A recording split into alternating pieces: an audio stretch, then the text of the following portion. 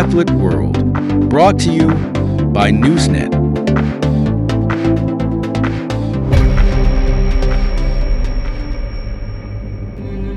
According to a report by Aid to the Church in Need, jihadist terrorism is increasing on an unprecedented scale and is one of the main reasons for the persecution and death of Christians around the world. Its growth in the Sahel region is cause for concern, where local authorities have lost power to fundamentalists in recent years. On the other hand, radicals are also on the rise in places such as Pakistan, Mozambique, and the Democratic Republic of Congo. Their main victims are other Muslims and minorities, including many Christians. And the West is not immune to these attacks either. According to the report, in 2023, France recorded nearly 1,000 attacks on churches, and Greece more than 600 acts of vandalism in places of worship. And the situation is getting worse. The report claims that more than 5.4 billion people live in countries where serious religious freedom violations take place.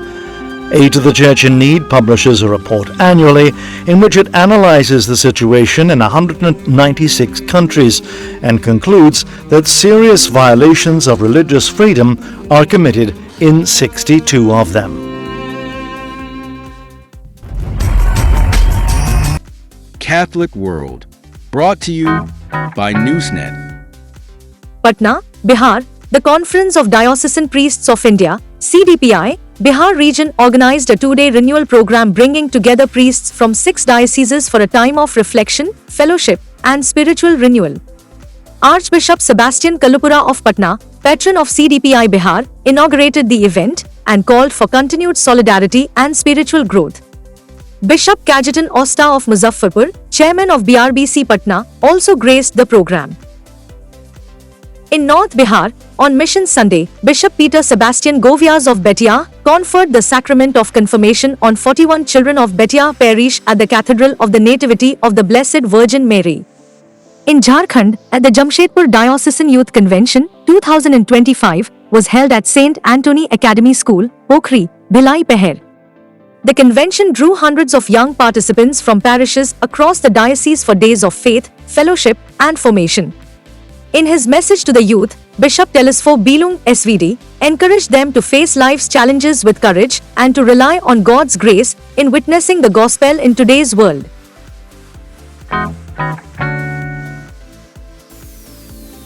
In North Bengal, Don Bosco School, Udlabari, reached out to the flood-stricken village of Barmandanga, a tea garden settlement in Jalpaiguri, where floods had left homes in ruins and families in despair. The floods unleashed widespread devastation. Nearly 14,000 homes were submerged, and over 14,000 hectares of farmland were damaged. The school community identified 20 of the most vulnerable families and dispersed 3 lakhs rupees in direct financial assistance to help them begin rebuilding their lives. The relief effort was powered by contributions from students, staff, and management, embodying the Don Bosco spirit of compassion in action. In Darjeeling, the Sisters of Notre Dame celebrated the 175th Jubilee of their congregation with a solemn Eucharistic celebration. The Holy Mass was presided over by Father Edward Barreto, Judicial Vicar of the Diocese of Darjeeling. These sisters, clergy, and faithful thanked God for 175 years of dedicated service in education and pastoral ministry. The 175th Jubilee, celebrated under the theme, Pilgrims of Gratitude and Hope, coincides with the Church's Jubilee of Hope 2025. Manipur, St. Joseph's Catholic Church, was blessed and dedicated by Archbishop Emeritus Dominic Lumone on the 18th of October at V. Mumpi village, Manipur. Over 1,000 people attended. Church leaders from Lumka and neighboring villages, priests from parishes across the Lumka area, religious sisters, delegates from Holy Family Parish of Shika in Burma, were seen. The Church's ongoing mission among displaced persons, particularly in the hill districts, was emphasized.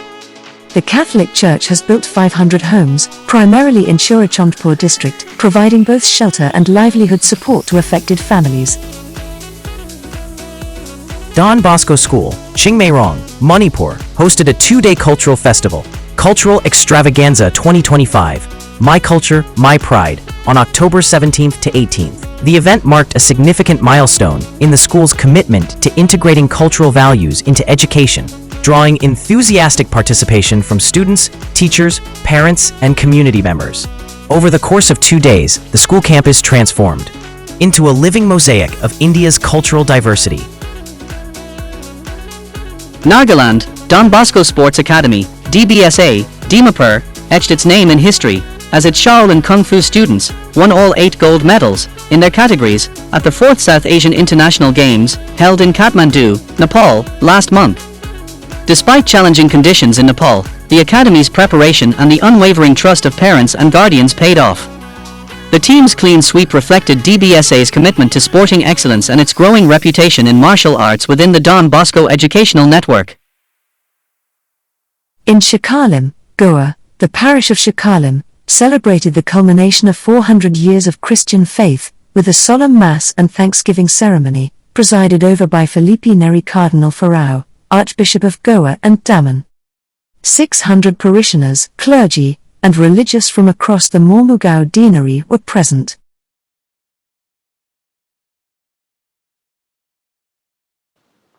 It was the harshest speech the Pope has delivered to date. He denounced the hunger affecting more than 600 million people around the world.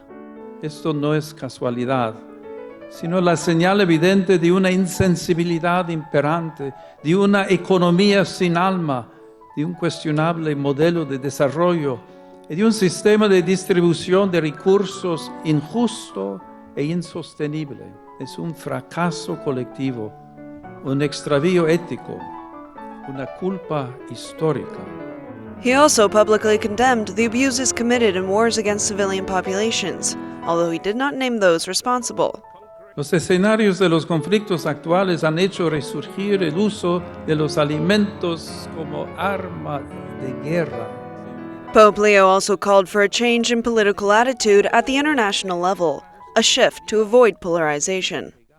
Déjenme que subraye sin ambajes la importancia del multilateralismo frente a nocivas tentaciones que tienden a erigirse como autocráticas en un mundo multipolar y cada vez más interconectado.